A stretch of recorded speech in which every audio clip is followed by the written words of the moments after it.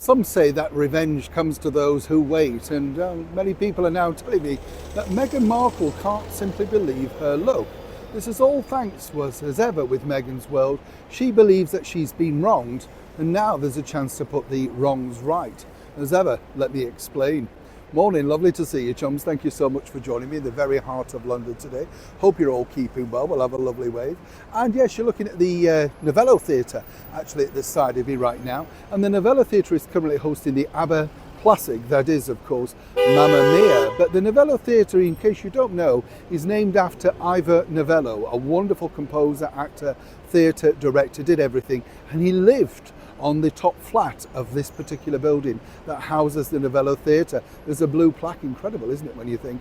Yes, so many years sadly has passed, but of course he's still in vogue to many people. Check him out.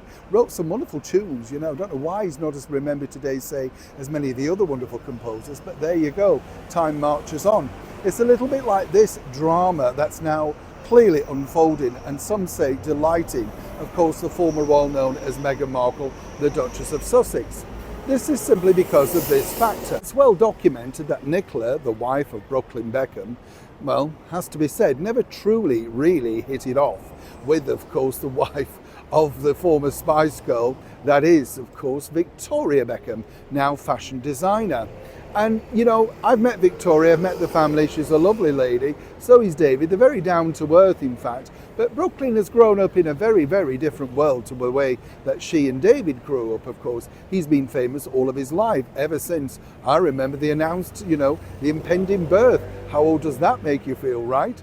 But you see, he fell in love with this woman, Nicola Peltz, and he decided, so much so that he was going to also abbreviate his own name, Beckham Peltz or Peltz Beckham, I can't remember which way round. And she supported, of course, Brooklyn through many different things. And as I said to you before, I don't have a problem with him, simply just trying to find his feet. He's still a young guy and clearly looking for the right direction.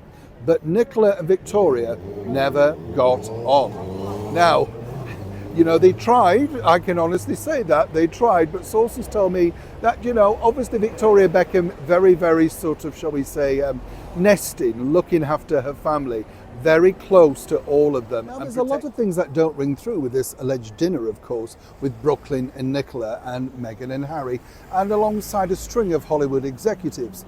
I mean, first and foremost, where did they get them from?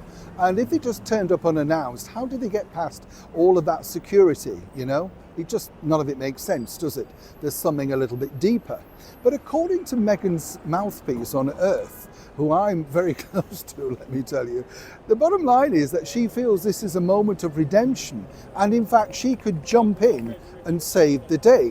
Now, picture the scene. Clearly Victoria is very distraught about not speaking or having that great communication with her eldest son.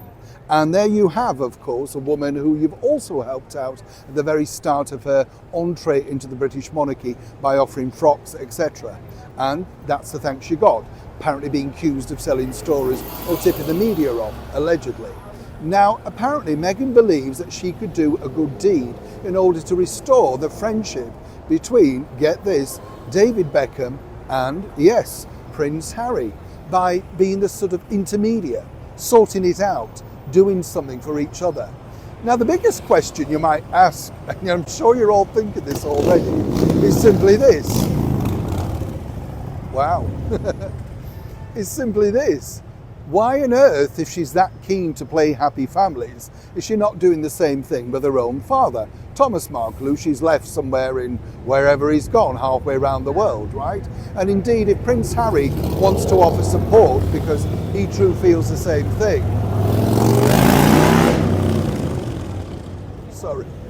well then, why is he not offering the same thing to them? It just doesn't make sense. But you see, what Meghan likes is this suddenly painting her, she believes, in a very much favourable light. And indeed, you know, families breaking up, problematic, all of that sort of stuff. Well, it plays into the sort of, well, mixture of what she wants to do now.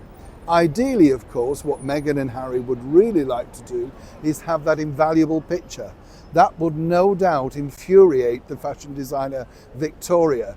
But for now, according to a source, Meghan, very nicely of course, is enjoying the moment of which she believes she's been portrayed as that person that could actually solve for once a family issue. Now, did you ever see Meghan Markle as an intermediate solving anybody's family issue?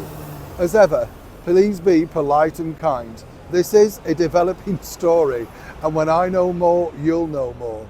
Neil Sean in the very heart of London.